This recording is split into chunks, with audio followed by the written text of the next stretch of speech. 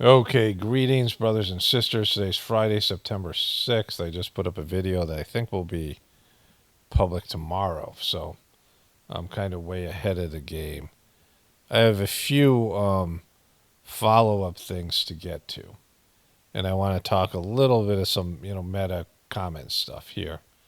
To start off with, here's a comment from somebody. Um, Today, your channel reappeared in my feed. And so this person, I kind of recognize maybe their emoji. I don't know. I had dissolved much of my screen time the last 4 years, preparing my real world for the coming decay. Grateful for the rediscovery. How freaking appropriate was your message? For me, you are just a descriptive wordsmith with a narrative process more precise than my scrambled thoughts. So thank you so much, Paul. Blessings. The part that I want to focus on is your channel reappeared in my feed. I'm getting a comment like this, a couple of them pretty much every video. And so, I had this thing with YouTube's bots, which you guys, I've talked about before. And they started to treat my channel a little bit differently because I complained to them, which sucks because it means I have to do it every once in a while, right?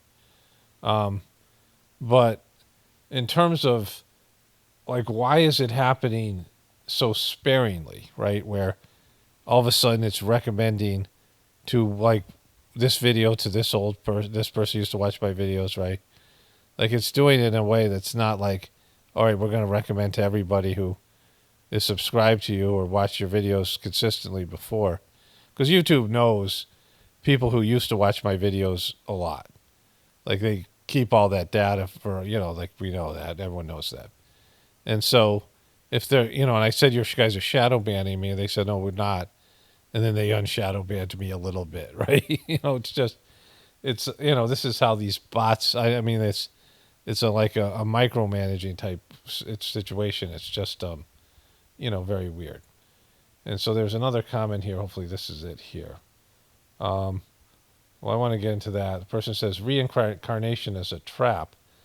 And I don't know if the person means believing in reincarnation. Like these comments, it's good people keep comments short just for obvious reasons, but especially if they're to me.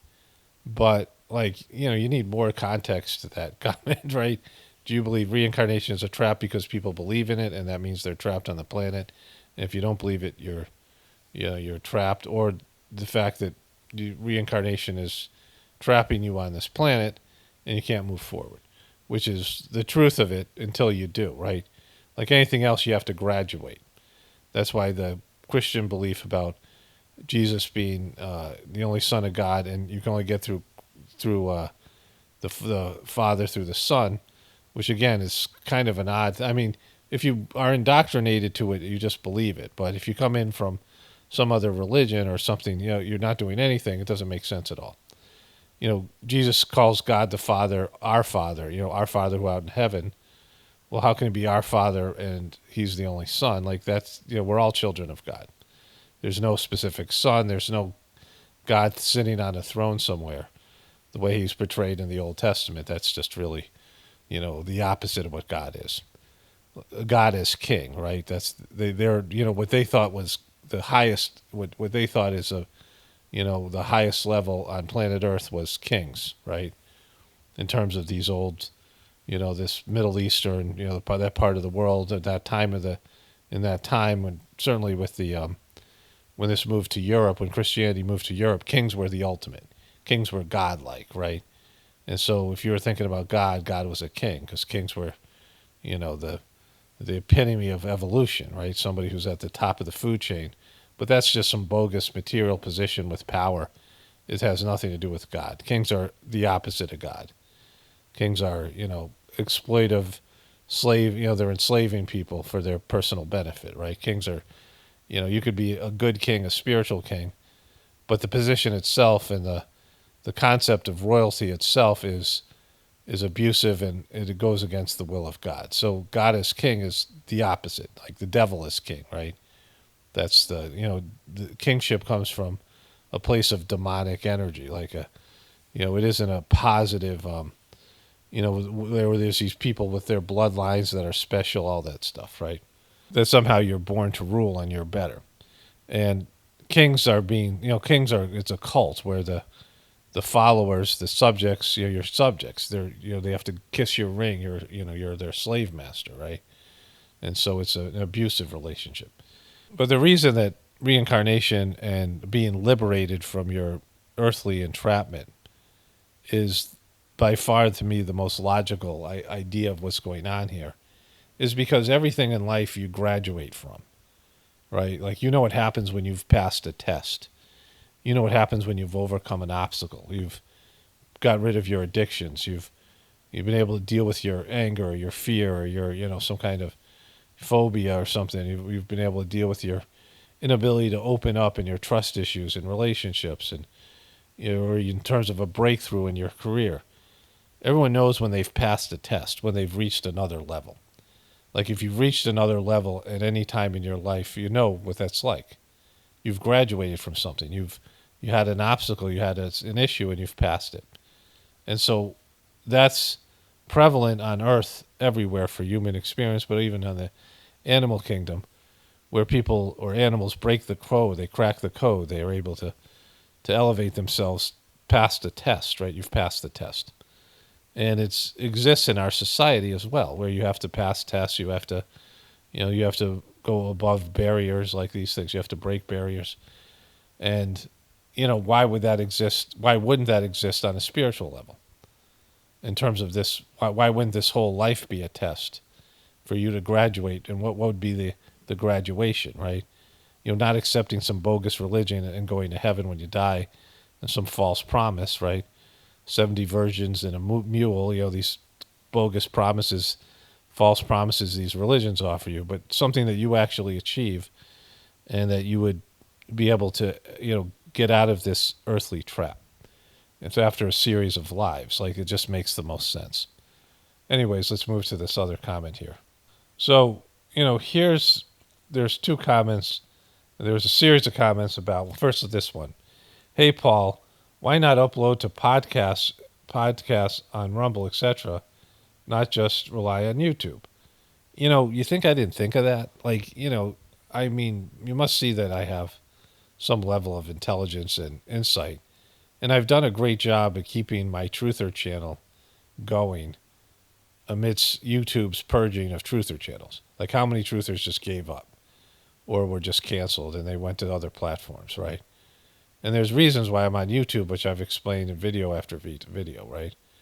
And Rumble doesn't do anything for me. It's just an extra hassle for me to upload a video on a different platform to make no money and then have to deal with all the comments and all the stuff there. Like, it's just a waste of my time for something that is, not going to help me financially support this channel.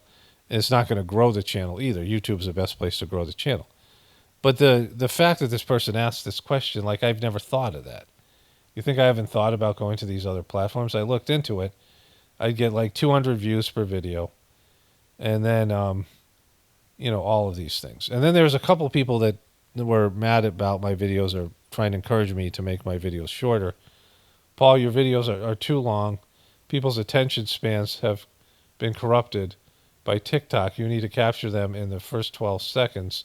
I still watch, but I think you will get more views if less talking and straight to the topic. Just my opinion.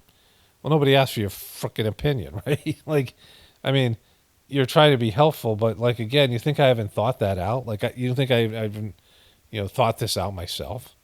You think I have no, like, this is what I do for a living. Again, people give me helpful suggestions occasionally, like something that, I wouldn't be able to know. Somebody sent me a video and I didn't watch it. I meant to, and I still would like to go back and watch it. But it was some YouTuber who, there's things about YouTube I just don't know, and I don't get into the technical aspect, but he had put together 12 ways to make a smaller channel pop, these things, right? And I probably know maybe half of it, but it'd be good for me to watch it. And I meant to, I just never did, and it disappeared. But, I need to look at some of those types of things from people who do this for a living and are better at that kind of thing than I am, right? But you guys aren't. Like, you guys don't have YouTube channels, so you don't know. Like, You just say stupid shit, right? So first of all, if I made short videos, like I made short videos, like really short ones, and they got way more views, like my Britney dance views, they generated no money. Like I don't even know if they made any money at all. But if they did, it was pennies. So they get 10,000 views, but you make 2 cents on it, right? So I could put out a bunch of short videos to, to bring people to the channel, but it doesn't translate to subscribers for the most part. It just isn't helpful. And so I did those short videos for a while. But even if I made my videos 9 or 10 minutes, there wouldn't be enough ads on the video. I'd have to get millions of views on each video to generate any kind of money on them because there's not enough ad revenue.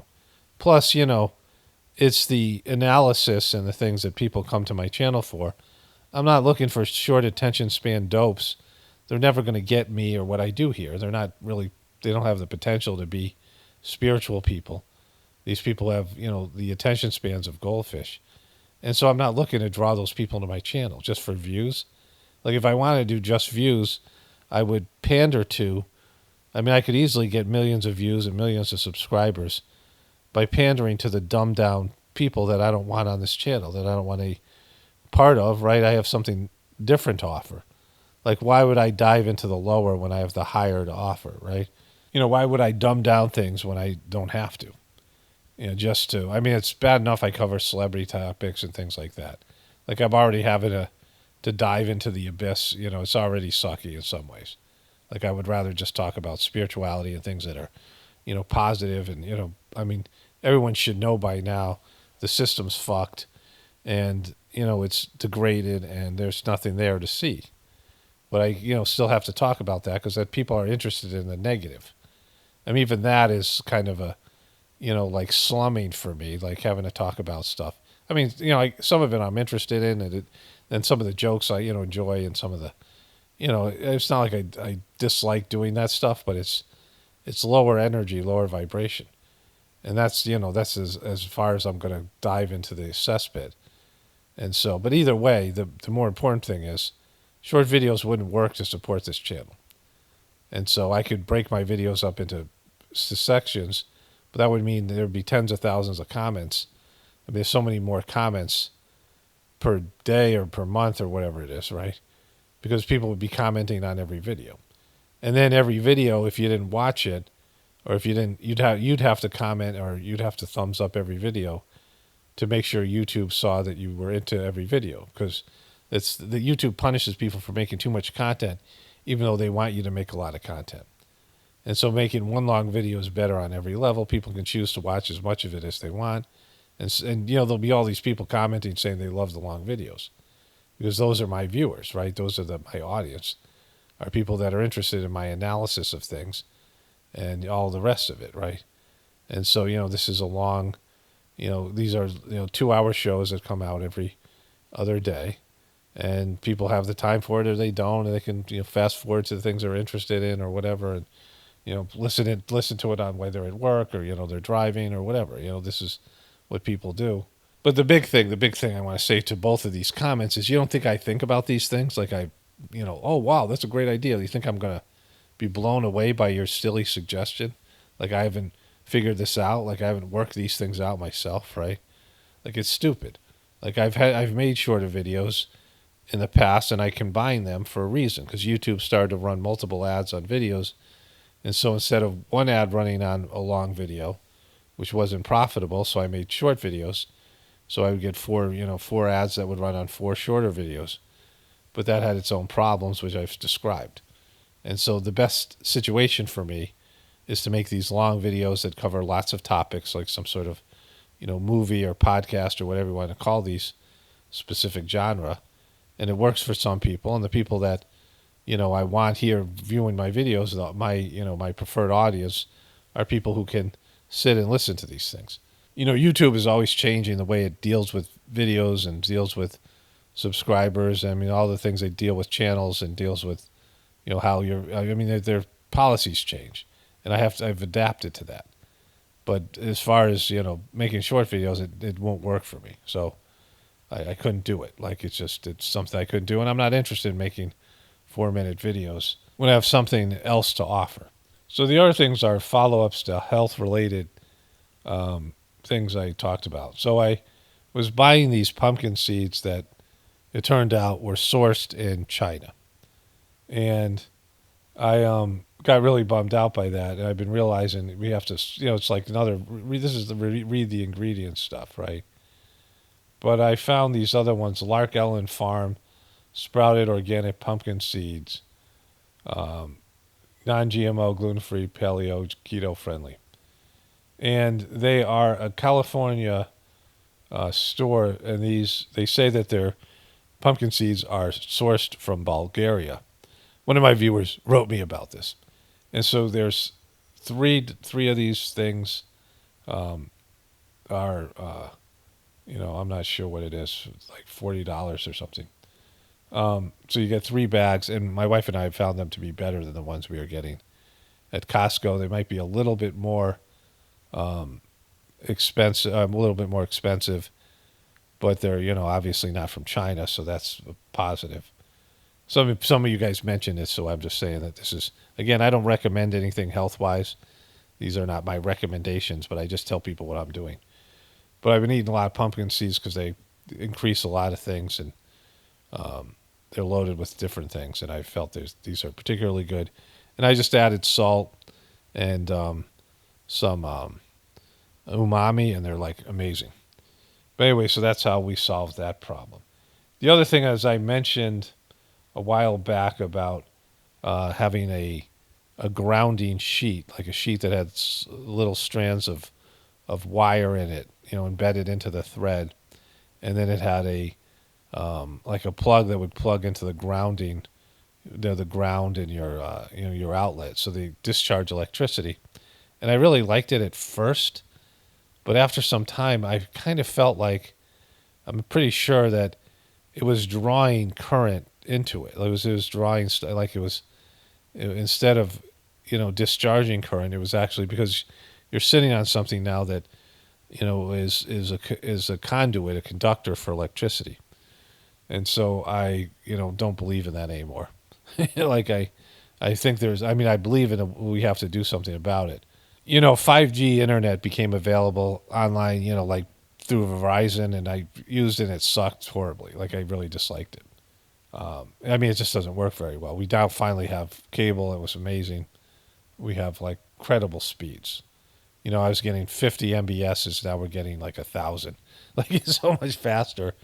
And it's whatever's coming out of the router is whatever comes out of the router. But 5G just goes everywhere with these cell phone towers, right? That are putting out this signal. Luckily, we don't have much of a signal here, which is good. It didn't work for us, which is positive because all of these things that I said. And so, we're just saturated by this. NASA even made a video, which I often show, about this bombarding people. It said we're being bombarded by all this current and all these things. But, I haven't found a solution for it yet. But I feel like it's definitely affecting us, all of us, especially younger people, because they're getting it, their whole lives. Okay, so I think there was one more health-related thing, and if I think about it, I'll add it to this video somewhere or the next one. But there's some kind of follow-up thing. But those are the two big ones.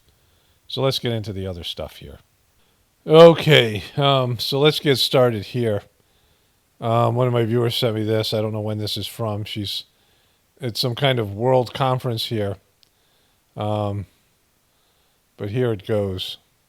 My grandmother would go into villages in India, and because she was Indian and lived in India, and she would go to the villages in India. It was a famous story in our family. My grandfather would say she was going to be the end of his career, but my grandmother would go into the villages with a bullhorn, talking with the women about the need to have access to reproductive health care. She's making that story up. Well, I think she's probably making that story up because I'll tell you why in a moment. I come from a long line of tough, trailblazing, and phenomenal women. A long line of trailblazing, tough, and phenomenal women, including her, because her freaking grandmother would do this. Grandmother would go into villages in India, and because she was Indian and lived in India, and she would go to the villages in India. It was a famous story in our family. My grandfather would say she was going to be the end of his career, but my grandmother would go into the villages with a bullhorn, A bullhorn, no less. talking with the women about the need to have access to reproductive health care. Okay, so first of all, if this story is true, we know where Kamala gets her annoying personality from, because that's highly annoying behavior, right? So the reason why it's probably not true, they do this thing with bullhorns, blowhorns. They do bullhorn type of things, you know, a bad quality one where you can't. I mean, if even if you spoke Hindi or Tamil in this case, you wouldn't be able to understand what the person's saying because it's really bad audio quality. They often have really poor speakers, blaring things, very noisy place, right? But it's very peaceful in the villages. But to go out with a bullhorn and just start talking to people, Alex Jones, aka Alex Jones, it's annoying as fuck. It just is. And they do it in India. But the issue here is women in India, old women, don't talk about those kind of things, especially when we're talking here that her grandmother would be doing this when, if Kamala wasn't born yet, right? So Kamala was born in 1964. And so in the 60s and the 50s, that's just unheard of. Or even in the 70s. They'll kick your ass there. Like there's violence. People come up and slap you. I mean, they're not, they're less, they're not violent like Americans. But, there is a lot of social pressure. And there's things that you don't do and the government will just like kill you. Again, much more passive. I mean, they're not as warlike. They're not as aggressive as Americans, but there's things that just aren't tolerated there. And it's just like they don't talk about sex the way Americans do. And this is, I mean, we're going back years and years ago, especially in the Brahmin caste, which is supposed to be about spirituality. There was no open talk about sex, right? There's no open talk about these things. I mean, they're very subtle. They're not loud like Americans in that sense. They're not, feminists. I mean, a feminist in India is nothing like a feminist in America. In Bollywood movies, they don't even kiss. They don't even kiss in Bollywood movies, right? Like there's just a level of, they have a different level of shame and, in terms of sexual activity, even though there's, a large population there, right? And so, it just isn't something that's done there. But it would be the most ineffective thing because, there's 26 million people now in Chennai, in what was Madras back when her grandmother was there. That's the big city there. So let's say there was 15 million people there. Like, what are you going to do with 10 villagers who come out, like how are they going to petition the government to get reproductive health, a part of the system? So in 1983, like if she was doing this, which again, highly unlikely based in the social repercussions and how ineffective it would be. But in 1983, so this is 20 years after Kamala Harris was born, like 19 years after she was born, Indira Gandhi and a guy named Quan Zhizong won the United Nations Population Award because both of them reduced the population in their country by like 30 million people. And it did nothing because both of those countries have, they have over 1 billion people and they keep on pushing for more. And so the UN Population Award was given to people. Bill Gates won it one year. It was given to people who had reduced the population in their planet, right? In their country. And, it was forced abortions and IUDs, and the UN was dumping money into these countries trying to get rid of, people in India. So it's a completely fucked up thing to be a part of, right? Again, the population there is bad. Like, I'm not going to sugarcoat it and say that, wow, they should just keep on having more kids there. There's places in India where the poverty is so bad. You drive through these areas, if you're walking on the street, and these people live in these huts. They're about, 6 feet by 6 feet. I mean, small ass huts. which thatch roof, usually no door. People coming out, they're about 4 foot 11 inches tall. I mean, they're suffering from malnutrition. People just coming out, shitting on the street, right? And we see these people coming out of these little huts, and they'll just come out, take a dump on the street, go back into their little hut. I mean, it's like that kind of. And it's the gross part of India, right? These little kids, you'll see them, dirty kids, who crapping on the street. And they show up at the train station. They come up to you and they tug on your clothes with the hand that they wipe themselves with, and then with the hand that they're not, they pretend they're shoving, like they make this gesture, like putting their hand to their mouth like they're eating, like they're showing you that they want food. They're begging for food. They're begging for money for food. If you give it to them, then you'll be like surrounded by beggars. It's a disaster, right? Dirty. Just like living in this filth, and again, no nutrition, and limited brain development. I mean, they're barely human beings because of the poverty and the population that's happening there. And we're talking about millions upon millions of people there living like this. When you see the stuff like in these movies that document some of the ugliness and the deprivation in India, it's probably, I think, even worse in China. The way these people are living, and there's just not enough food, there's not enough resources, and they're they're not educated. No, they have barely human, what we would consider human lives, right? And they're living like this. They keep on shitting out kids. I mean, it's bad, right? When people say the world isn't overpopulated, you have to go to some of these places. When you go to America, like when I remember we returned from India, and we went to live in Vegas, and this woman is me and my kids are like at a stoplight, and this woman crossed the road. She's probably 60 years old, or but maybe older because she's a meth addict or something like that. But she's fat, like she's overweight, and she's wearing a bikini, like a red, white, and blue striped bikini. Overweight. Pushing a shopping cart, homeless, crazy, and like you'll find poor people in America. The kids are obese, the parents obese, like the whole family's obese, and they're living in abject poverty, right? Like where do you get the calories? Like you're homeless, or these people. But you go to India, these people are like the kind of people you see in these, those really, and not like the really skinny people, kids that you see in Africa, but like that kind of level of poverty, and it's hard to look at, right? And so it makes sense for them to be pushing reproductive health there, contraceptives and things like this. Of course, abortion is murder, and it's not very popular in India. That's a very religious and spiritual country. But in terms of all that, like her mom doing that, like she'd be a total shill for depopulation. I mean, she's basically saying her mom was a shill for depopulation and completely ineffective. Because going out to one of these villages with a blowhorn, how is that going to translate? They're not even going to understand what you're talking about. And they'd be ashamed and embarrassed to hear a woman talking about that in public, because they just don't do it, right? And so, Kamala's laughing and talking about her women being, the women are family being these trailblazing and phenomenal women. Like, that's just not something anybody with any common sense and any, humanity would go and do, especially like growing up in India.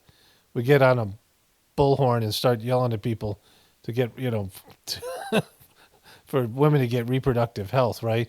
I mean, there's lots of things that women are suffering there, sexual abuse and, enslavement. I mean, just all these things that they suffer there, the poverty that's there.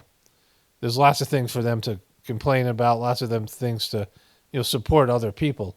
But she's like, pushing reproductive health, abortions, and, contraceptives and things like that.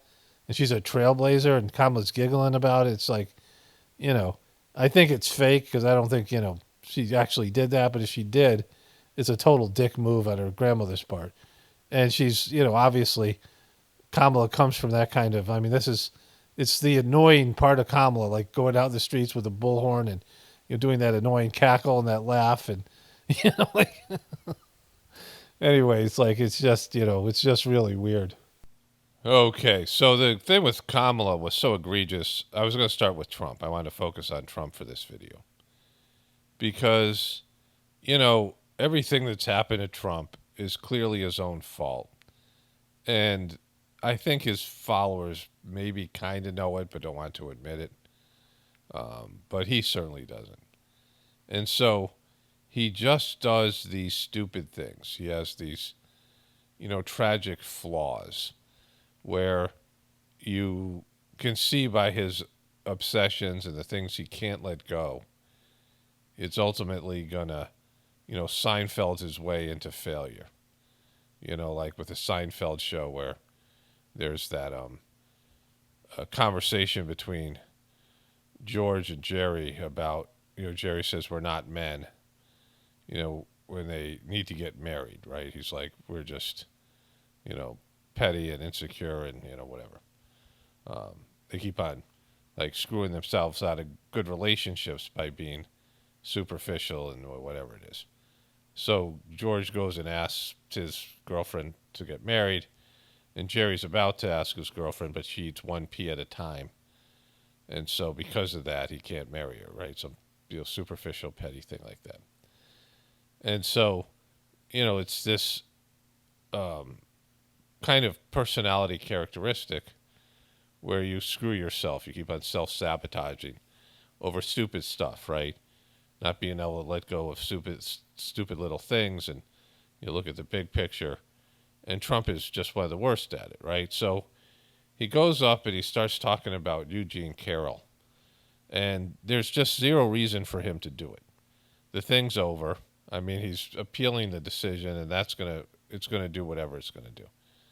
But you don't win the court of public opinion, right? You don't win over people. I mean, people who hate him are always going to believe everything he does is that every one of these charges is real. Like the people he's now hates him, and he can't win those people over, but he desperately wants to. Like he thinks he can be loved by everyone, which is just silly. I'll get into that more as we move forward here. But he says this here. One is a woman who's followed me for years. She said in 1979 I was in an airplane with her, commercial flight, and we became very intimate. I just sat down. I think I had the book, The Art of the Deal. I was famous then, too. I've been famous for a long time. He can't help himself, right? Because he's pretty clueless. Like, he wants to be an everyman, and, like, he gets into the WWE stuff, which is a lowbrow type of thing, right? He wants to connect with people, especially now stupid people. But, like, he is just obsessed with his celebrity. And that isn't what real people are experiencing, right? And we're sitting in first class, according to her. Never happened, by the way. Totally made up story. She's a Clinton person, too, by the way. Big Clinton person. Yeah, so were you back then. Like, there's pictures of you handling money and, hanging out with the Clintons, right? She made up the story. And so many years ago, and I think it would be 1979. One of my many people behind me could correct it, but I think she said 1979. That's a long time ago. And I sat down. I believe I had some pretty big success then, and I was being talked about a lot.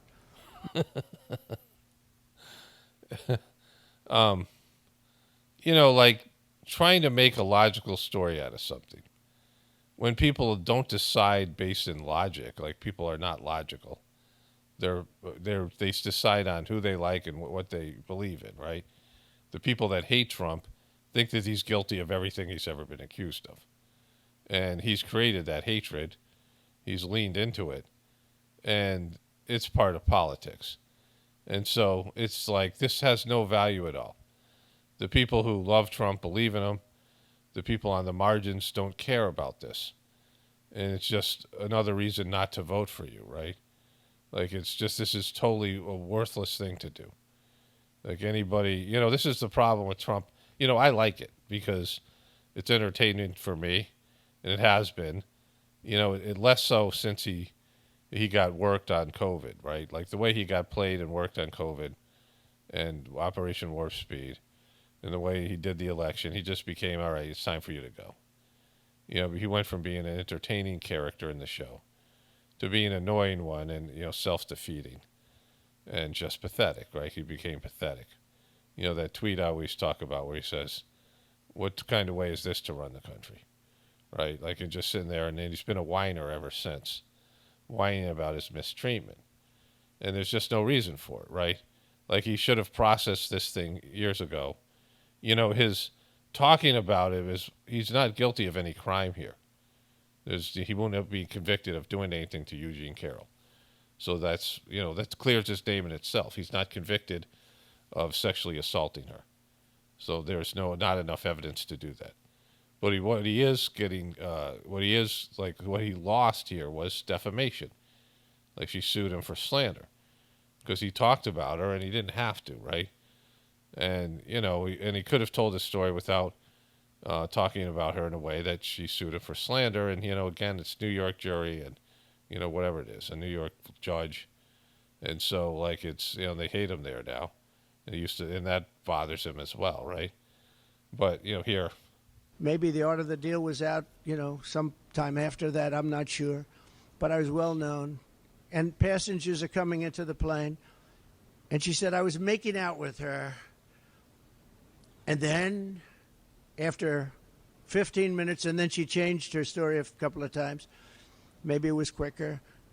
That I grabbed her at a certain part, and that was when she had enough. Now, so think of the impracticality of this. I'm famous.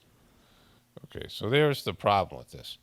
There's two things, because he was probably married at the time, but, like, no one would ever, he wouldn't say I was married, because no one would believe that, because he cheated on all his wives, right?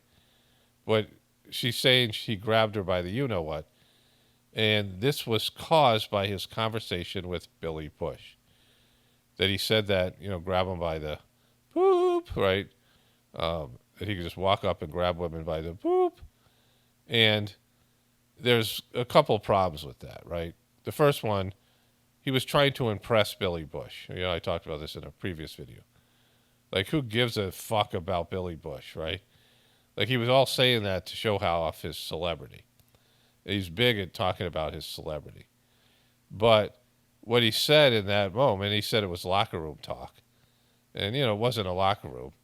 He was mic'd up, and they recorded it. They had it. They had this recording, and, I mean, they had it for years. Like, this was Entertainment Tonight or wherever the frick Billy Bush was on. And they had it, and they sat on it until he ran for president, and then released it. So it was, like, just stupid thing to do. But it's, an attitude where he said that because of his celebrity, he could just go up and grab women by their most private area, right? Think about it. Like, it's an invasive type of thing, a sexual assault. And he's basing that on that every woman would want him to do that. Every married woman, women who didn't think anything of his celebrity, that any woman he saw, he could just go up and, like that was his privilege. I mean, it's the attitude behind the statement where he thought celebrity gave him that privilege to just go up and sexually assault any woman he chose. Like, not that he did it, but he said he did it. Like, he was bragging. He was trying to be a big man to Billy Bush, which is just pathetic. It's, like, pathetic that he would do that, right? You're talking to Billy Bush, and you're like, when do I get away from Billy Bush, right? Like, Bush is related to the whole Bush family, which, Trump is slammed, and they're not big fans of him. I mean, the whole thing is weird. But because he said that, all these sexual assault claims were then validated by him saying it. Because he says stupid shit, and then it comes back to haunt him. The only reason to say it was to make himself look like a big man. Because he's a small man, right? Like, inside. He's constantly got to make himself look like a big man, a great man. Because he's whatever he is inside is not that, right? The small hands thing, whatever his, like his feelings about himself. And all these things with all these, women that he's got to be around, all these beautiful women he's got to be around to impress people. And, his gaudy, like he has a gold-seated toilet, like a toilet made out of gold. The toilet seat is made out of gold. I don't know. Like, why the fuck would you have that, right? You know, he once was giving a talk at his apprentice show, and he says, there's this saying in New York, Trump is Trump. And I'm like, no, that's the saying probably the people around you say to make you feel like a big man. Like his gaudy house, you know, why would you make a toilet seat out of gold just to impress people? It's completely impractical. And it's like, you know, it's what kings do, when they lose their minds and their subjects go off on them, right? Like their subjects want no part of them. I mean, they hate them because of you're throwing your wealth in other people's face, and it was imaginary wealth because you went bankrupt 6 times. And every time you went bankrupt, you screwed people over, people much poorer than you, your vendors, and not paying them, you know, what you owed them. Like people who had families who are struggling, and you're walking around with a gold toilet seat on your private jet, and it just, gaudy, like lowbrow. It's like, when somebody with no class gets wealth, that's Trump's, what Trump does. If you ever seen his apartment, and he brought his celebrity contestants into his apartment. It's a great moment. I showed you guys the clip before where one of the women said to Ivanka, "Oh, you're so lucky," and she goes, "He's not lucky." It's this great moment in the Celebrity Apprentice, like season 2. Yeah, well, I like the show because Trump's funny. But when you become a politician, or Trump kind of wants to be what I am here, as a truth teller, people who give their unvarnished opinion about things, right? He wants to be somebody who, tells you the truth. Like that's how he carries himself. But he doesn't do that because his truth is always to make himself look good and to please and pander to people. That's why, we'll get into this stuff as we go through this other stuff here. He said it over and over again. Like it was the biggest part of the shooting was that his audience didn't leave him. They put themselves in harm's way. So a lot of them didn't even get down. Like he was happier with the people who didn't get down, who were looking around for the shooter. For what reason, right? Like the guy behind him. He's like, the guy didn't even get down. That's how much they love me. They love me so much. Like he wants to be loved by everyone. And you can't be that if you're a politician. You can't be that if you're a truth teller. If you're going to go out and tell people the truth, they're going to dislike you because they don't want to hear the truth. The majority of people are in denial about most things. And if you tell them the truth about what they're in denial about, they're going to be upset at you. At very least, they're just not going to like you because, you said stuff that made them uncomfortable. And so to do this kind of job, you have to, live with the fact that people are not going to like you. Like I have to, I've accepted it, right? If I was going to say the unvarnished truth, like Trumpers. Like everything I'm saying here is going to offend Trumpers, right? I got a flat earth comment I'll, get to. Why don't I read that flat earth? Well, I'll do that later when I go to a voiceover. But anyways, let's get back to it here. But his need to be loved by everybody causes him to, and he thinks he can make some a reasonable cover story for why he didn't assault this woman, which the courts already said he didn't. So it's what he did, what he owes her money for is slandering her, right? And that's what he's doing here again, which is just silly because, you're supposed to be running for fucking president, right? Like, how does this bring in votes for you? And so I'm editing. I just had one more point. Today's Sunday, September 8th. I guess this video will be up tomorrow on Monday. I don't know. But anyways, Trump, says he wants to make America great again. But when I grew up, if you said something, like a politician said something like he could just go up to women and grab them by the you-know-what, just the vulgarity behind that, their career would be done. That was a scandal. I mean, any of the affairs, sleeping with a porn star, paying off a porn star. I mean, Trump's, many transgressions, his cheating on his wives, all the things that was in his divorce, any of those things would have ended his political career in a time where he said America was great. When Trump remembers America was great, he couldn't get away with any of the things he's gotten away with. All these scandals, real scandals, not manufactured by the media, and things that he said, they would have destroyed his career. Like, so there's a degradation in America that Trump complains about, but that's allowed Trump to be Trump and Trump to be president. When America was great, and when Trump says America was great, he wouldn't be able to do, be president. Like he wouldn't be able to do, like any of these things, right? And say any of the things and act the way he acts, like they would have never accepted this. The media, when the media was like actual kind of media or whatever you want to call it.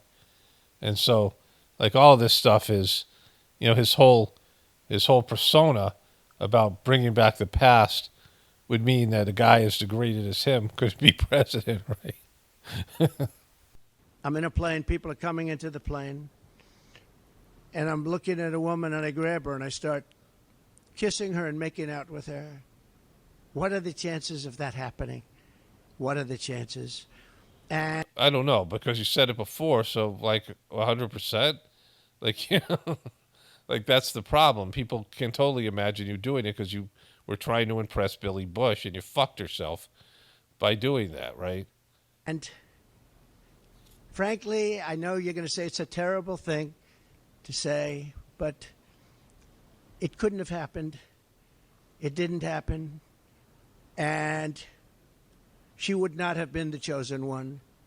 She would not have been the chosen one. The chosen one. The chosen one that gets to be sexually assaulted by you. Like, these are his lawyers. He's going to slam his lawyers in my next video clip, right? This is an amazing press conference because there's multiple clips from it. But these lawyers should be like, shut the fuck up, you moron. Because he's saying she was not pretty enough for him to go grab her and buy the you-know-what, right? So she would not be the chosen one. And, he keeps on saying she's too ugly for him to sexually assault. That's been his story. And why, you've said it before. I've heard it, like I know it, because you've said it multiple times, and I find it hilarious every time. So stop doing it. Like, it's good for me. I'm happy. Because I get to make fun of him and the whole thing. It's funny. That keeps on doing stupid shit like this, right? But it's his tragic flaw, right? You want to win as many votes as possible, and that's what you're supposed to be doing here. You're not going to win over the court of public opinion because there's no court of public opinion, right? Like, this doesn't matter what people think or not, right? I'm going to play that again here. I'm editing, and I just realized, him saying that she's the chosen one makes him God, right? Like this idea of the chosen one. Like God is, I choose you to be, to grab you by the bloop, right? Like he's elevated himself to a level of divinity. She wasn't the chosen one. She didn't appeal to me. She was too ugly for me. I'm like this divinity thing here. She would not have been the chosen one that I would have graced. He's gonna get in. He's gonna get into it with a Monica Lewinsky dress coming up, like because he had his own dress. It's an incredible thing here. frankly, I know you're going to say it's a terrible thing to say, but it couldn't have happened. It didn't happen. And she would not have been the chosen one. She would not have been the chosen. She has gone around for years saying the story. Everywhere I go, she says this story. You know what you mean? She's stalking you when she shows up at the gaudy places you are. She comes out and says, he did this to me on an airplane. Like, And it's a total lie. Now, I assume she'll sue me now for defamation like I got sued by...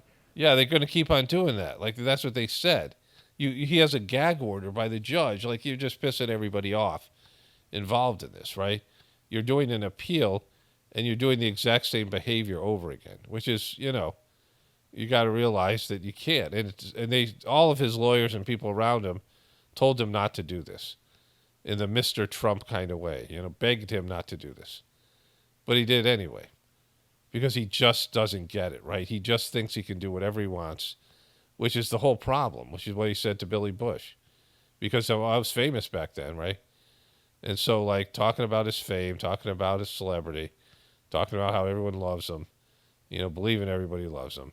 It's just the media, and he's somehow a victim. You're not a victim here.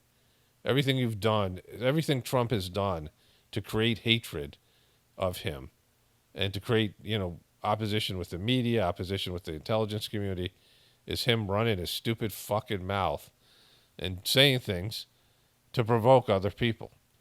And for a guy who wants to be loved, he keeps on doing it, right?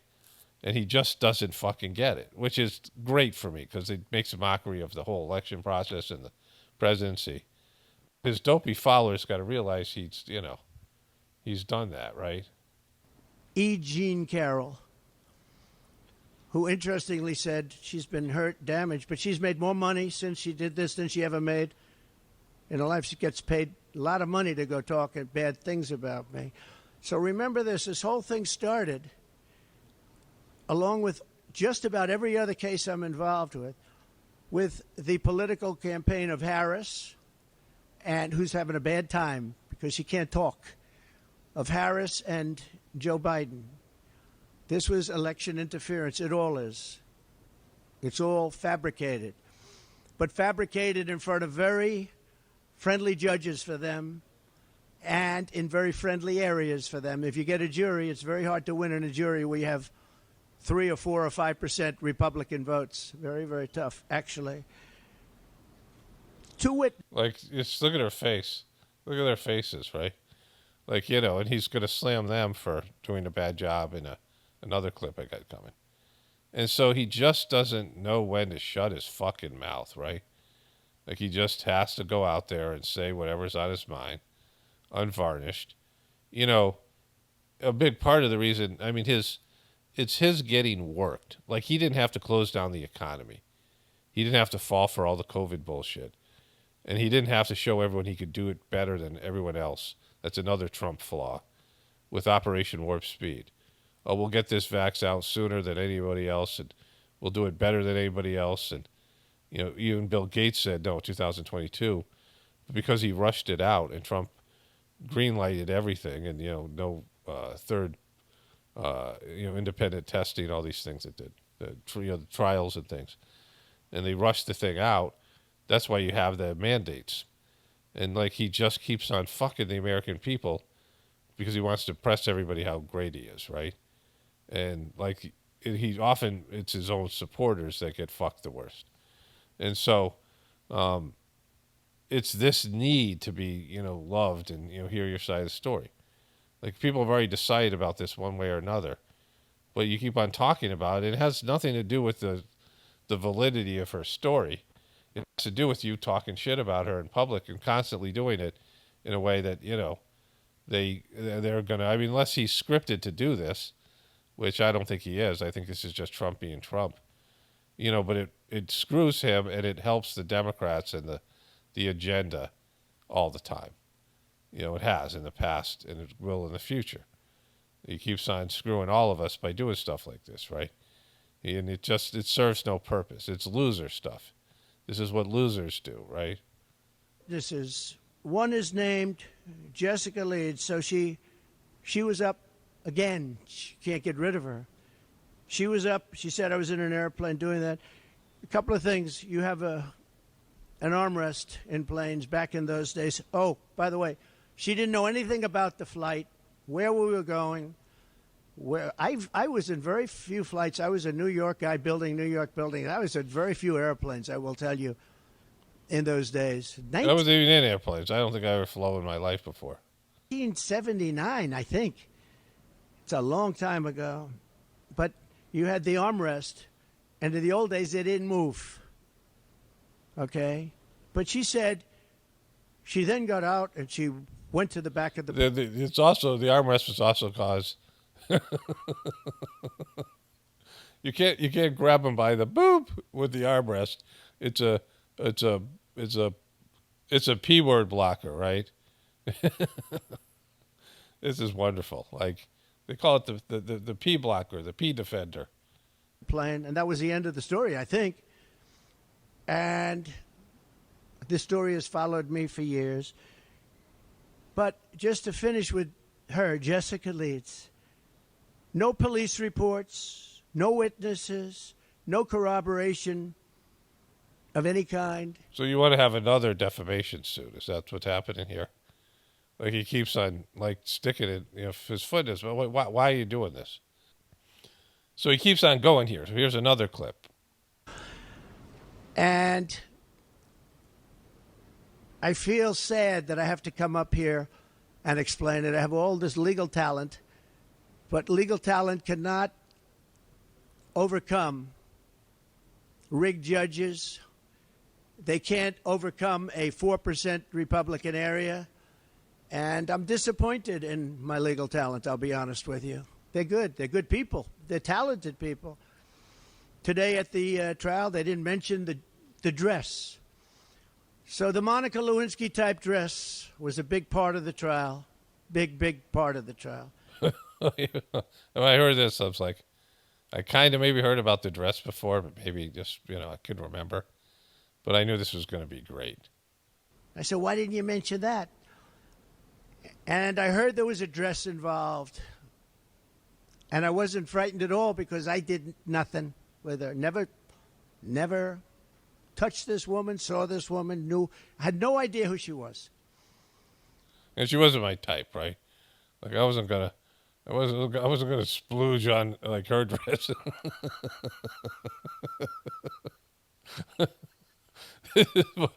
This is where this is going. She wasn't the chosen one. She wasn't the chosen one for my splooge. I wasn't gonna bless her dress with my holy water. Like this is Trump. This is like classic Trump. But they have a dress, sir.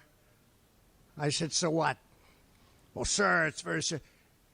They used that dress to try and intimidate me.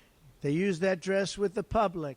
That dress was such a famous dress. It was the most famous dress ever. I've never heard it. It's almost as famous as I am. It was Monica Lewinsky, Part 2. The dress. And the judge wanted it for trial. And it was going to go into trial. And then they found out there was nothing on the dress, which I knew. And then the judge wouldn't allow it to be used. So I mean, not that wasn't.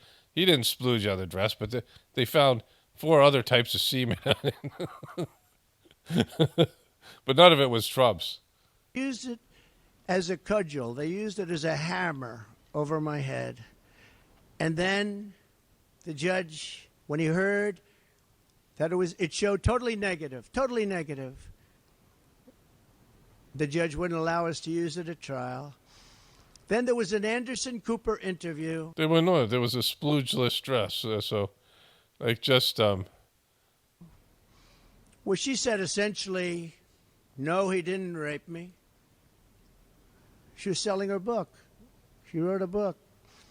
The book would have been a total failure, probably was anyway, although probably sold more recently. Again, there's a woman. Not as much as Art of the Deal.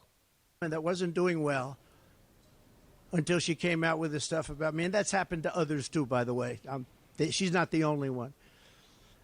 But they have the Anderson Cooper tape.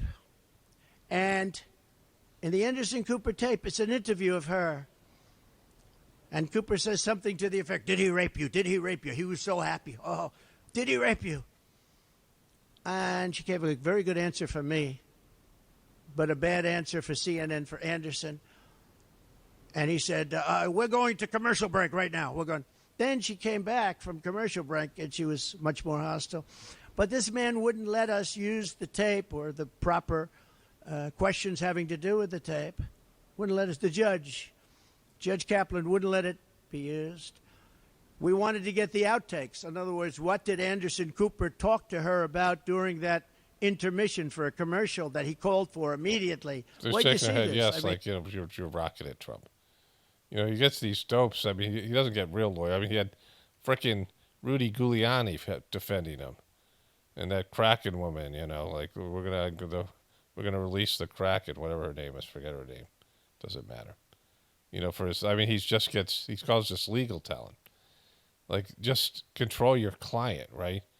Like, sometimes you have to listen to the professionals. Like, and again, I've loved this about him because, not that it says the good things about him, because it says bad things about the presidency and, the media and the system and all these things.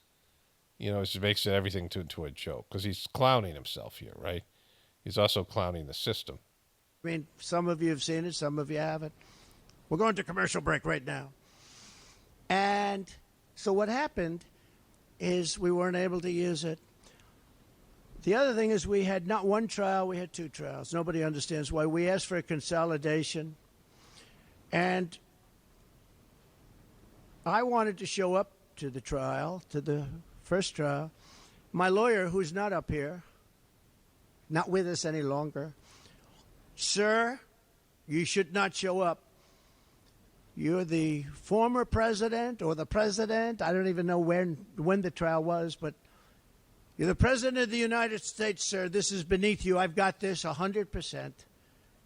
The dress is negative, but he wasn't able to use it.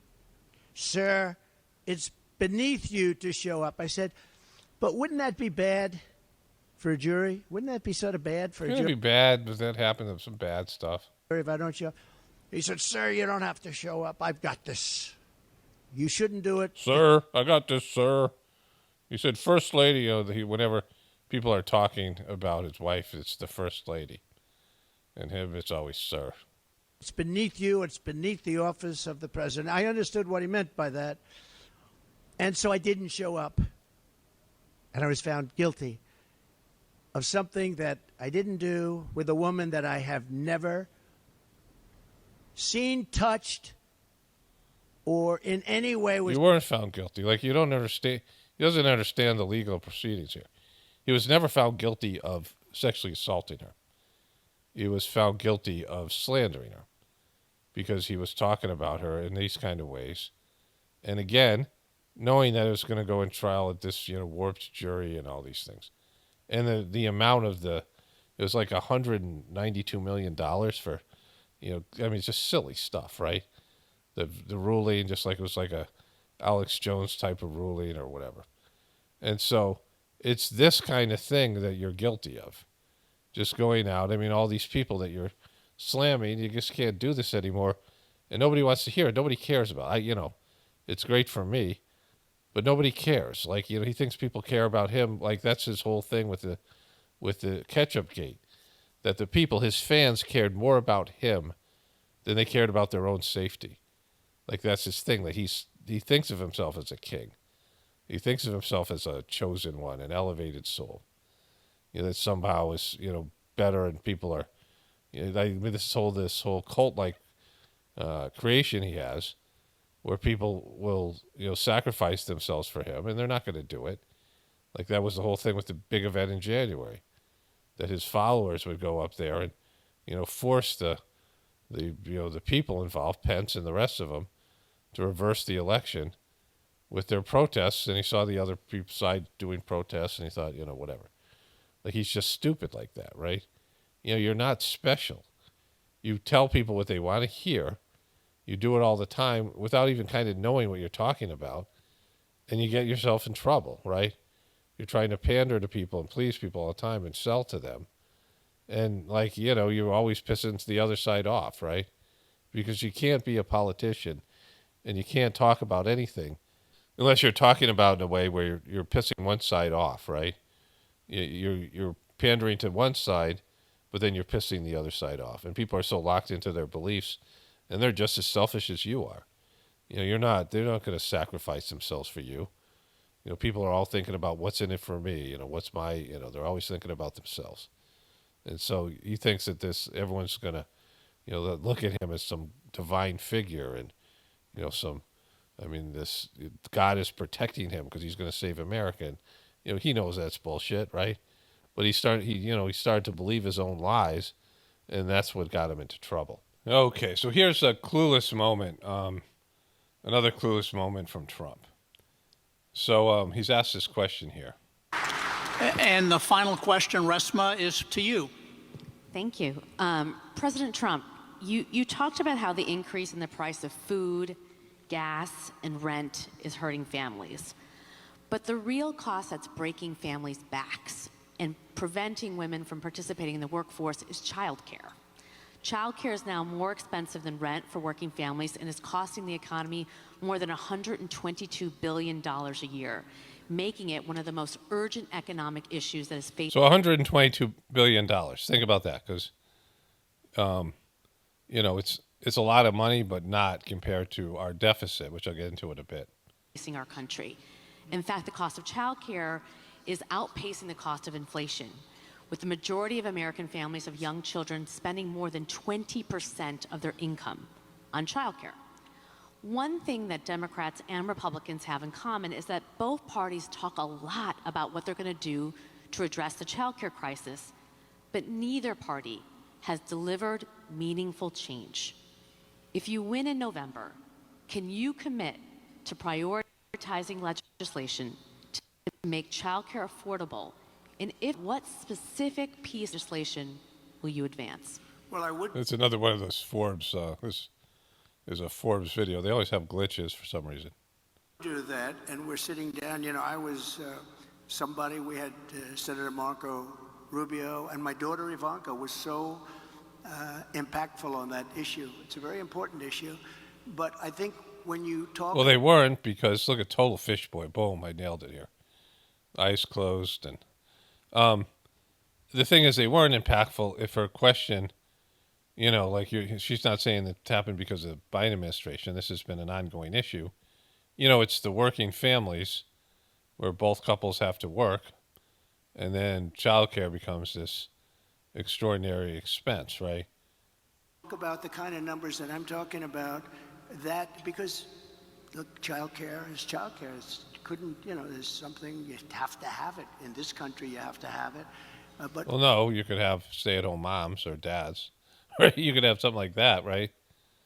When you talk about those numbers compared to the kind of numbers that I'm talking about, by taxing foreign nations at levels that they're not used to, but they'll get used to it very quickly. And it's not going to stop them from doing business with us, but they'll have a very substantial tax when they send product into our country.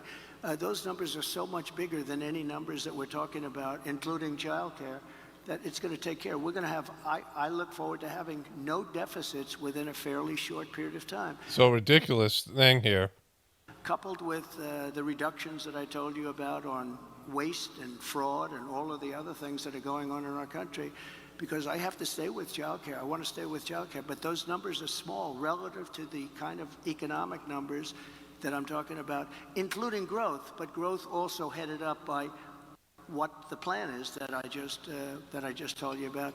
We're going to be getting in trillions of dollars, and as much as childcare is talked about as being expensive, it's relatively speaking not very expensive compared to the kind of numbers we'll be taking in. We're going to make this into an incredible country that can afford to take care of its people, and then we'll worry about the rest of the world. Let's help other people. But we're going to...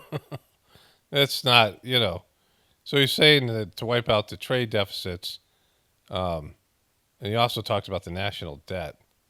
Here, I'm going to show you this in a second. But when you do this, when you get rid of the trade deficits, you're going to, when you tax these imports, that means the things you buy from these cheap imported goods, the prices, they're not going to lose money on it. They're just going to charge higher amount of money to sell their stuff. And so all these things that you pay for are going to go up. It's going to increase inflation because, all these cheap goods that you get at Walmart from China and these other countries, they're going to have that tax that the tariff that he's putting on it is going to be, they're not going to keep the thing at the same price, right? That means they have to sell it to Walmart at a higher price, and then it'll be higher price to you as a consumer. And so it's going to make the inflation even worse, right? Because it's a silly, it's just like taxing corporations. It's like they'll leave. There's outcomes to it, or they'll charge more money for their, whatever it is, right? Like what he's talking about with Kamala taxing corporations. It's the same principle here. It's not an easy fix. Like, it's silly. He's saying it's going to be trillions of dollars in tax revenue, but that tax revenue is going to be paid by American people because the products that they have are going to be more expensive, right? Thank you. Thank you. John Paulson behind me to your right, Mr. President. Hi, John. First, let me thank you for your presentation today. President Trump, in the last fiscal year, the fiscal deficit under the Biden administration was approximately $2 trillion. Under the policies you've announced, the deficit would come down from items such as increased revenues from tariffs, as well as eliminating the tax incentives for the Green New Deal. These gains would be mitigated by decreases in revenues from policies such as no tax on tips. Overall, what do you estimate will be the impact of the fiscal deficit from your policies? Well, we just hit record highs at numbers that nobody ever thought possible. You're right, it's over $2 trillion. Nobody thought that was a number that was, I mean, you could go back 4 years. Nobody thought a number like that would be possible. It's crazy. It's like, it's just horrible, actually. But yeah, we're 2 trillion, and I view it as profit and loss to a certain extent. A lot of people say, oh, it's trade. You know, you have many people say trade deficits don't matter. I think they matter a lot. I think they matter a lot. We're going to have tremendous growth. What I'm talking about is all about growth. The tax is relatively minor compared to the growth. We're going to make our money back on growth. We're going to also, I mean, we're going to grow like nobody's ever grown before. I think if this all works.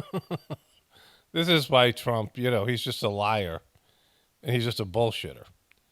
And, you know, he just says stupid stuff. Works out, you're going to have the auto industry come back to America. Right now, China is building 2 auto factories in Mexico, massive auto factories. And they think they're going to make their cars in Mexico and send them back into the United States with no tax. It's not going to happen. It's not going to happen. This administration is going to happen. And they wanted to do that during my administration. I said, if you do it, we're going to put a 200% tariff on every car, and you'll never be able to see it. There will never be one car coming across our border.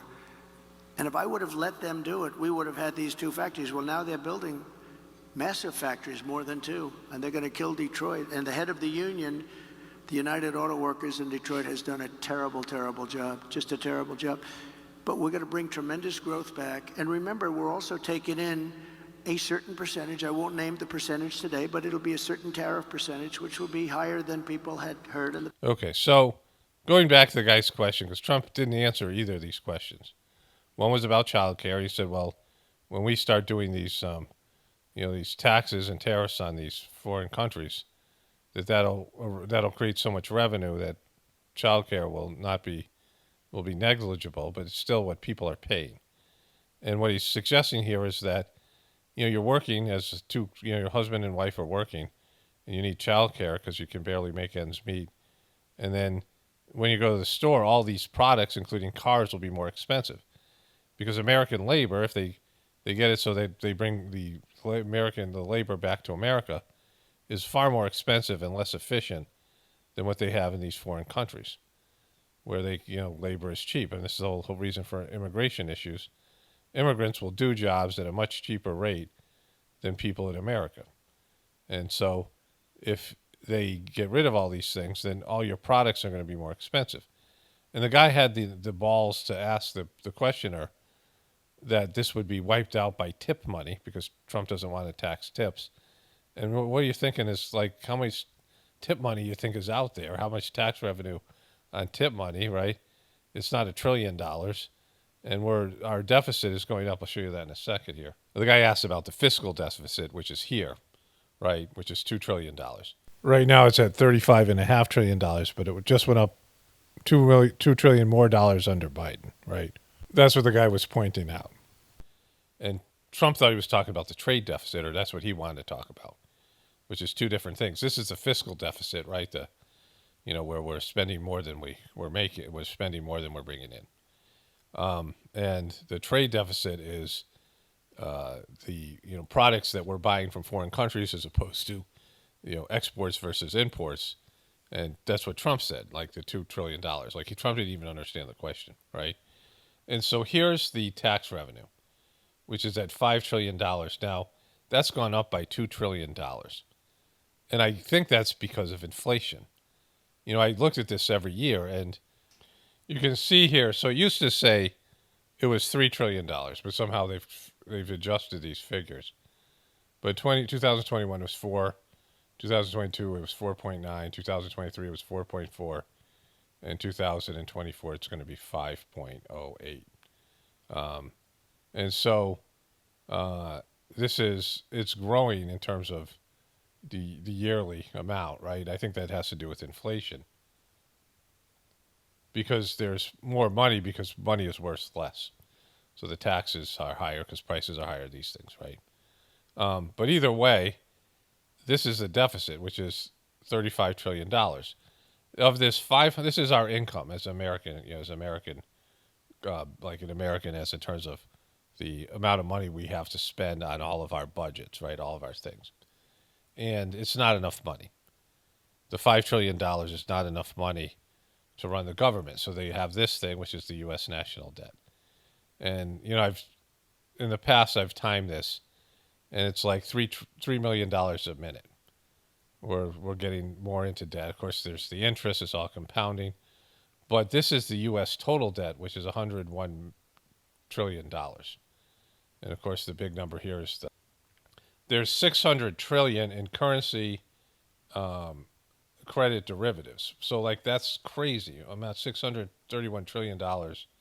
That's the amount of money in that all that bullshit that they put out there.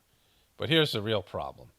Social Security and Medicare are what's called unfunded liabilities, which are things that we have that's not a part of our budget, right? And we don't have any way to pay for them, and they're just going up. And all this is over $200 trillion, $218 trillion. So this number here can't compensate for any of that. And so none of them can address this issue because we're completely fucked. Like it's just the interest now is more than the interest on every is going to be like $1 trillion of interest every year or whatever it is. It's like crazy amounts, and that just keeps on compounding and getting worse.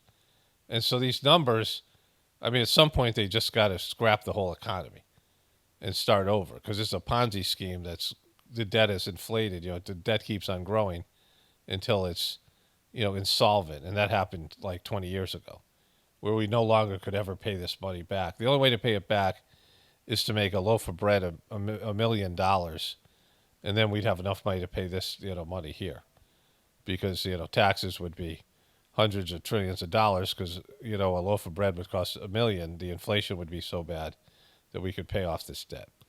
But then, of course, there's no economy, so we're completely fucked. And Trump and his, people are talking about trade deficits and these things like that's somehow going to erase some of this stuff. But he doesn't even talk about the debt. And, because he's not, this is something that he was, I think, worse on the debt than any other president, increasing it because some of the COVID stuff. But it doesn't matter because this is beyond any policy. There's just not enough money, and we're in a situation revolving debt, right? Let's say you charged $1 billion on your credit cards, and you're making $50,000 a year, and you have $1 billion in your credit cards, and the interest alone the interest payments are more than your total income, right? Like that's the situation we're getting into, where the interest itself is more than our $5 trillion income. When you think about all this stuff here we have to pay for, these unfunded liabilities, all the money that's being borrowed, all this stuff, $200 trillion and this $35 trillion. The interest alone is more than $5 trillion. And that, this is the money that you need to live on. Like this is the income you need to live on. This is all of our expenses for education, all these other things. And so, the whole thing is like, it should have imploded years ago. But then there's this with Trump here. So this is, I don't know when this is, but it's a similar meeting to when he was, doing the gun control thing. Past president of the National Sheriff's Association. And my fellow sheriffs have brought up a number of points, and I'd like to add two to it that I know are on your plate and the administration's plate. The 1033 program, where we were sharing Department of Defense surplus material. He's shaking his head, but he's not going to know what it is, right? That helps us in our war. They were used in the war, and they helped us in our war.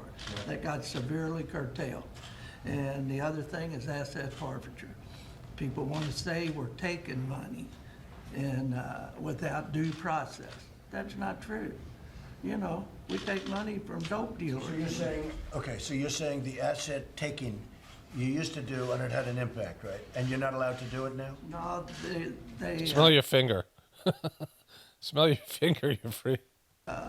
have curtailed it a little bit. And I'm sure the folks are, And that's for legal reasons or just political reasons? they make it political and they make it, So he doesn't know what he's talking about. But asset forfeiture is where the government can just come and take your assets. And they're saying they're doing it just for drug dealers, but if they can do it to them, they can do it to you, right? They can just say that you're, whatever. They can make up some, just taking your stuff is going to happen. It's going to happen with banks. The banks are just going to take your money. It's not your money, it's their money because it's in their bank and they're just going to take it. It's already happened. MF Global happened, I don't know, like 8 years ago or something. And there's a precedent for that. And they just take your stuff, right? And they're going to have to do it because of the massive amount of debt in these things, and they're going to rework the economy. But they're just going to take people's stuff. And they can do it because it's legal for them to do it. But even if it wasn't legal, they're the ones enforcing the laws. And so this is Agenda 31, Agenda 30, 31, whatever it's going to be, right? Whatever it takes is going to be, this type of thing, right? Where they take all your stuff, right? And Trump is clueless about it. they make up stories. Well, all you gotta do- I'd like to look into that, okay? There's no reason for that, okay? Danny, do you think there's any reason for that? Are you aware of this? I'm aware of that, Mr. President, and we have gotten a great deal of criticism for the asset forfeiture, which, as the sheriff said, is frequently was taking narcotics proceeds and other proceeds of crime, but there has been a lot of pressure on the department to curtail some of that. So what do? So in other words, they have a huge stash of drugs. So in the old days, you take it. Now we're criticized if we take it. So who gets it? What happens to it? Well, we Tell them have to keep it? we have what is called equitable sharing, where we So here it says he believes that they're talking about seized drugs where they're talking about seized money and property, right? Like that's what he just said. Like he doesn't even know what it is, right? Assets like Trump, it's assets. The assets are drugs. usually share it with the local police departments for whatever portion that they worked on the case. And it was a very successful program, very popular with the law enforcement community. And now what happens? Well, now we've just been given, there's been a lot of pressure not to forfeit in some cases. Who would want that pressure, other than like bad people, right? But who would want that pressure? You would think they'd want I guess this stuff taken away. You have to be careful how you speak, I guess, but a lot of pressure's coming out of was coming out of Congress. I don't know if that'll continue now or not. I think less so. I think Congress is going to get beat up really badly by the voters because they've let this happen. And I think badly. I think you'll be back in shape. So asset forfeiture, we're going to go back on, okay? Thank you, sir. I mean, how simple can anything be? So again, not understanding, just like he didn't understand the Second Amendment stuff. Like he's clueless. He's big, when he talks about his, how great he is and the great people he has. He's never understood the Second Amendment and his voters' belief in guns and these things, right? Their belief in the right to form militias and things like that. But he used the militias, right? The Proud Boys and these other groups, like he was pandering to them to some extent. But he never understood the belief behind it. Like he doesn't understand what Republicans believe. And he doesn't understand that his people, in terms of the death tax and in terms of, the government being able to come and seize your stuff, any criminal or anybody they call a criminal or whatever else, they can just seize it without any of that, right? And so, he doesn't understand due process and why people would be freaked out by this. Because they always say it's about doing it to bad people. Oh, we're only going to do this thing to bad people, right? We're only going to render bad people. We're only going to do, secret military tribunals to bad people. They got the Cubies believing that military tribunals was a good thing. Like, it's just so stupid. Because once they start doing it to the people, Tom Hanks and the people that you think are bad people, and they're not going to actually do it to them. And you've given up your rights because you're Cubies, because we can trust Trump, because you're morons, right? Like you don't do that. And so like he just doesn't understand the basic philosophy here of the people that he panders to. Like these are the people that he's supposed to, be caring for, but he doesn't understand why they're upset about things, right? All agree with that, I assume, right? Absolutely. Do you even understand the other side of it? No. It's like some things, No sense. sort of like the Iran deal. Nobody even understands how a thing like The that. other side of it is people are worried that you're going to take their stuff, right? Somebody like you, who now has been convicted, a felon, and is considered a criminal.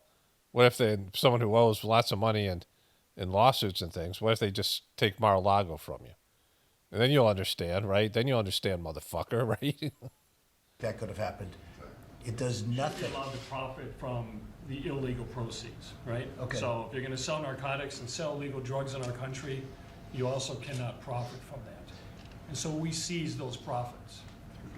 So do we need any legislation or any executive orders for that, would you say, Dana? To put that back in business?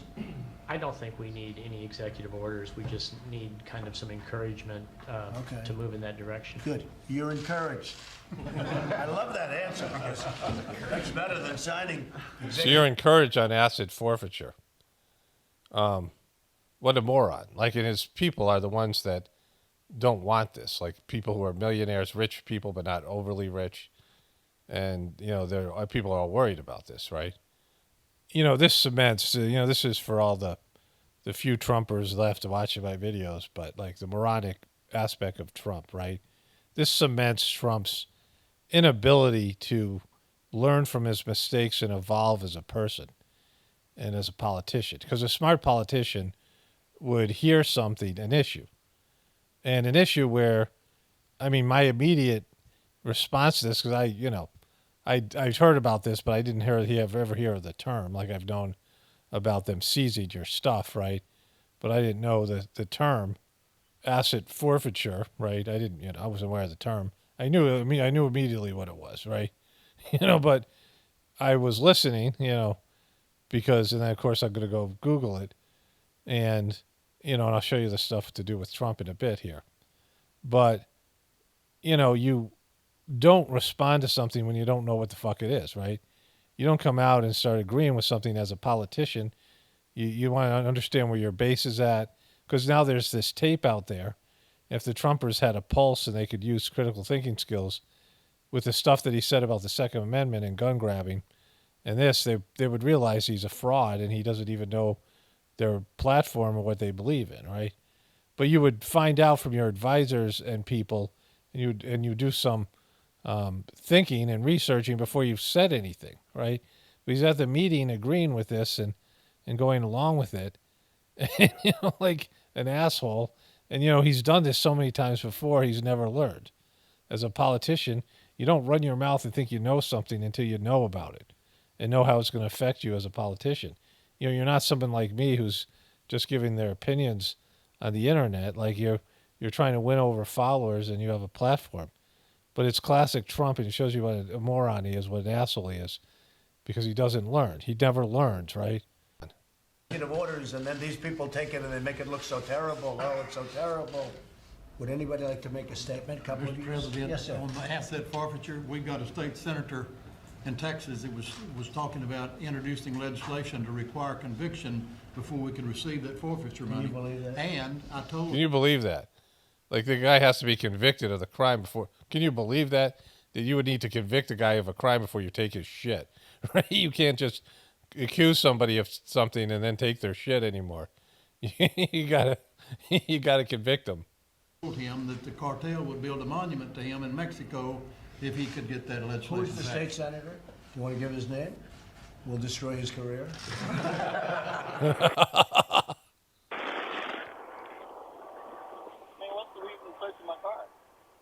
Because I'm talking to you. Well, I'm not going to explain that to you. I'm not going to explain that to you. I'm not going to explain that to you. But I am going to put my drug dog on that if my dog alerts I'm seizing the money. You can try to get it back. But Anyway, so they're seizing money for some guy who won it in Vegas, and they're calling it asset forfeiture, and it's cops just stealing your stuff, and Trump's applauding it, and like he's a complete moron, because it's he's just so fucking stupid, right? Trump posts $175 million bond to avert asset seizure as he approves new New York fraud penalty. Now, it's not exactly the same thing, right?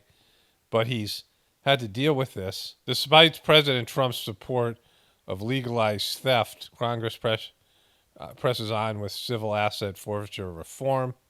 Trump wins pause on $454 million of civil fraud ruling averting asset seizure. So he's like experiencing this in a different way. The moron, right? Like, why Trump cannot raise bond to avert asset seizure. So then this is kind of funny. Vladimir Putin trolls U.S. presidential race with endorsement of Kamala Harris. And then we actually heard from Vladimir Putin in just the last hour or two talking about the U.S. election. I want to play for you what he had to say and then ask you about it on the other side. He spoke in Russian, but the English translation is there. Watch. As for the favorites, there is no need to define that. It's a choice by the people of America in the end. I've said that our so-to-say favorite was the acting president, Mr. Biden. He's been taken out of the race, but he advised all his supporters to support Mrs. Harris. That's what we'll do. We'll support her as well. That's the first thing. Secondly, her laugh is so expressive and infectious. That means that she's doing well. Ian, Vladimir Putin calls her laugh infectious, says that she is doing well, and that he supports her. What do you, as the campaign, say back to Mr. Putin? Well, first, I want to say I think we reject any foreign interference in this election at all, on any side from any country. This is an American election, and the vice president feels very, very strongly that only the American people should be deciding who is the next president of the United States, and any effort from foreign actors to interfere is completely inappropriate. Obviously, the administration will speak to their actions yesterday. I think everybody knows who dictators and bullies around the world prefer in this election. They prefer President Trump. We reject the kind of divisive dictatorial leadership that are being offered. So they realize he's trolling, right? Because he's trolling. Like, you saw his smirk on his face, right? He's mocking her for her laugh. But Trump doesn't get it. Like, it's another time Trump doesn't get the joke. We're up against very bad, evil people. It's an evil force. You know, we have people on the outside and we have people on the inside. You have people, countries, China, Russia, Kim Jong-un. We have lots of people. They're tough and they're smart. And by the way, a lot smarter than what we have now. We have a bunch of dumb people. We have the dumb MFers. Leaders in the history of our country and the history of the world. But you know what? They look at us and they say, what the hell is going on? Did you see?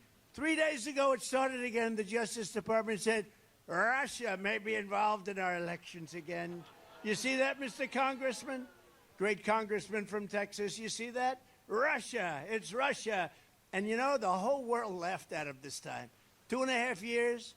Not a phone call made to Russia, not anything to do with Russia, except stopping their pipeline and lots of other things that these people approved.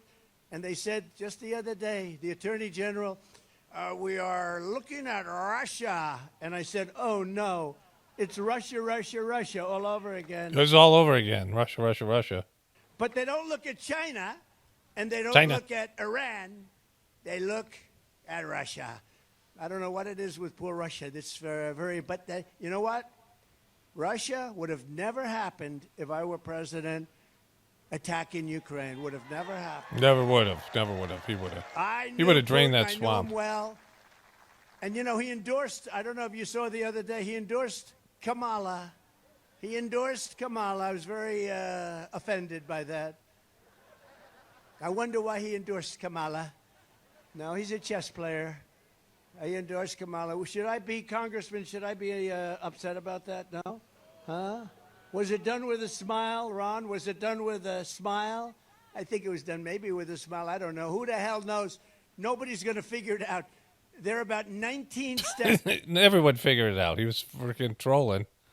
Like, because he didn't he doesn't know anything, right? He's just consumed with himself. He doesn't, he watches shows that they talk about how great he is. Like, that's when he's looking for stuff or people are talking about how great he is, right? When he's being criticized or he's talking about stuff he doesn't know about, he turns it off. Like he doesn't know anything. Like he's just stupid.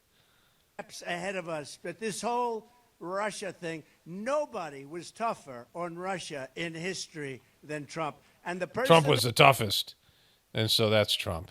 So then this is the Trump keep fighting with the ketchup gate and the Band-Aid gate with the spring at the wrist. So his not only his bobblehead, but this moves. Double action. Look, he has a spring. You can see the spring right there. And it's here for, they have this out here for patriots. This is, if you're a patriot, you can get 3 bobbleheads for $100. It's only $34 for the bobblehead. $34 to get one of these bobbleheads. They're not gouging you at all. $34 for this piece of shit. And so scientists have successfully combined every Seinfeld character in terms of Dougie Fresh's daughter. And then this happened with Jimmy Kimmel's.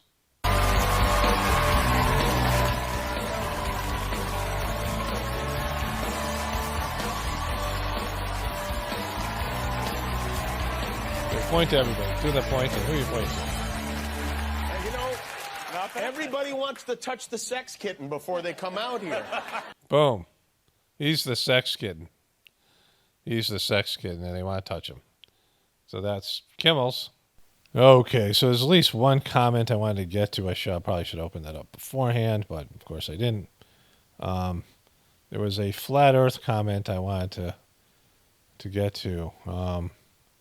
There it is, right? So this person says this.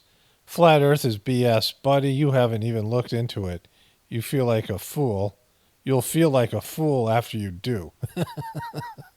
I've looked into it. It's not about Earth being flat. It's about Earth not being a BS globe. Well, you should feel like a fool because I've said this over and over again, right? What do I always say about the flat Earth? I say that it's never about the model. They don't have a working model. When I asked flat earthers, when I first heard that it was coming back around, like this is back in 2015 or 16, and I had these flat earthers, and I, made a joke about flat Earth, and they were like, no, the Earth is flat, and there's this whole thing. It's part of the truth community, and I was suspect because, I didn't know how it would work or why.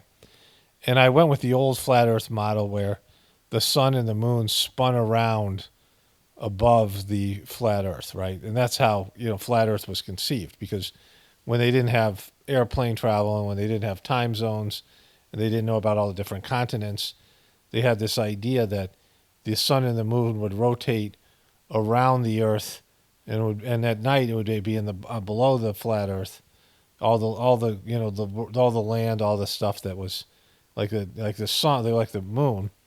The moon has a dark side, so there's a dark side where the sun and the moon would go on that side of the Earth, and then would spin around, right?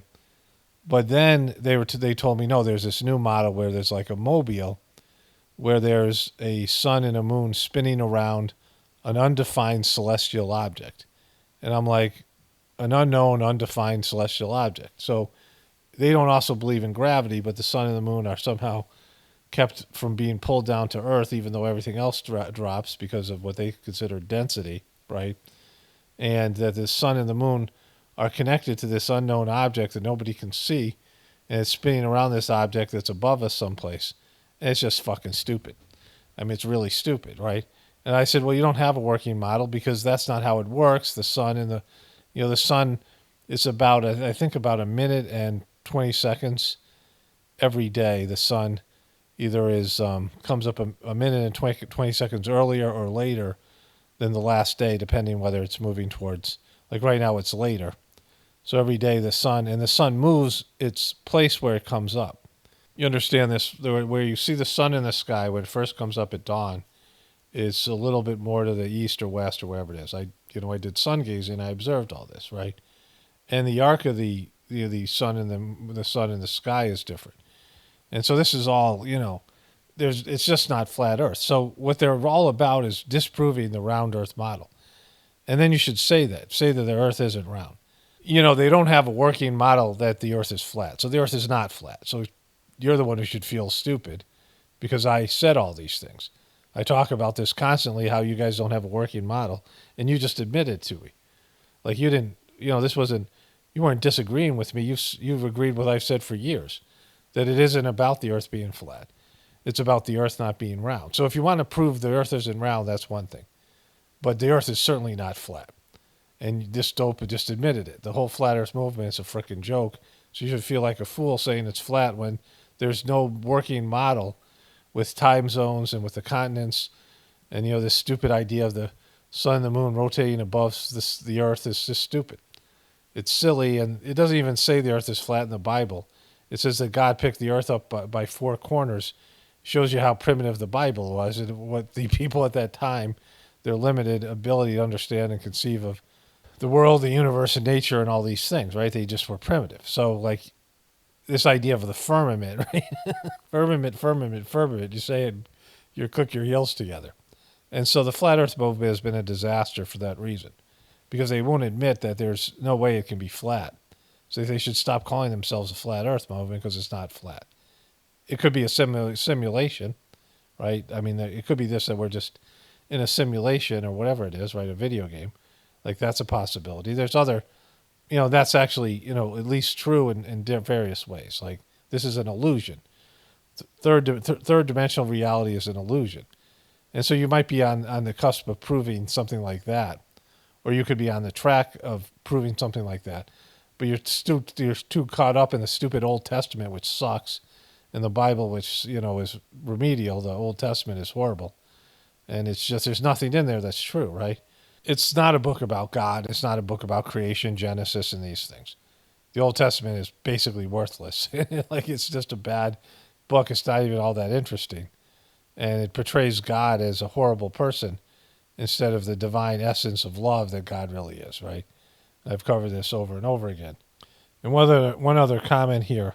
I talked about how there's somebody who's doing a dropping like flies, not the Hollywood celebrities dropping like flies, but a variation. I put a video up on my old channel about how the Peacock network is double dipping, Peacock app. But here, there are several YouTube videos with dropping like flies in the title now, including one with Ghoul, which attempts to debunk the issue. Ghoul was something that I kind of started saying, and then I think it caught on a little bit. But there's things here that are originate in this channel in one way or another, and then still I don't get credit or love for it. Like, even if somebody watches it and takes it, like, there's things that I know that people have just started doing. When I had some person saying to me, there was some woman who used to make videos. She was called something The Lion. She was Christian. She friended me on Facebook. She used to watch my videos. And then she got, her channel got, somewhat popular. And she took something straight up from me. Like, I think it was the Joe Biden. I was the person that said Joe Biden looked like the boy from Deliverance. And I made these memes and things. And then other people, she took it and started talking about it. And people were accusing me of taking it from her, when I was like, I didn't even know other people were using that, right? So it's happened quite a bit. Like, I've done things that are innovative here, and then it gets picked up by other people. There's some stuff that was on Tucker Carlson, and, I don't know how it makes it there. Tucker Carlson started to use the word ghoul and a few other things that he said that were things that were obviously originated here.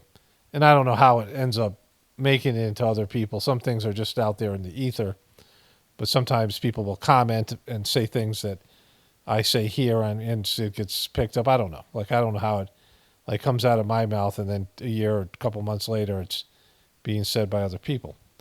But, it's, I guess, a positive thing. Affirming, I guess. Only spirituality will save this world. It's paramount, definitely important for the apocalypse and the ascension. Everyone have a blessed day and be grateful.